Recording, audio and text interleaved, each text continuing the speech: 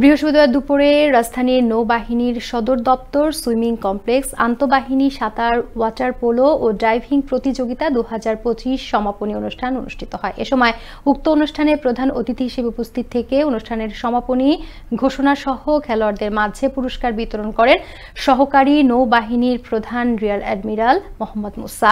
গেল 5 দিন ব্যাপী অনুষ্ঠিত এই প্রতিযোগিতায় বাংলাদেশ নৌবাহিনী 19টি স্বর্ণ, 4টি রৌপ্য ও 7টি ব্রোঞ্জ পদক পেয়ে প্রথম স্থান অধিকার করে।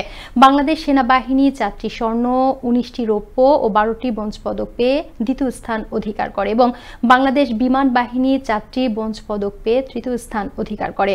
এছাড়াও বাংলাদেশ নৌবাহিনীর সামিউল ইসলাম এলমিউস এবং কাজল মিয়া পিও উভয়ই 4টি ইভেন্টে অংশগ্রহণ করে প্রতিটি ইভেন্টে স্বর্ণ পদক জয় লাভ করে যৌথভাবে সেরা খেলোয়াড় নির্বাচিত হন। এ সময় সহকারী নৌবাহিনী প্রধান বক্তব্যকালে খেলোয়াড়দের ভবিষ্যৎ সাফল্য সহ আন্তর্জাতিক পর্যায়ে ভালো ফলাফলের প্রত্যাশা ব্যক্ত করেন।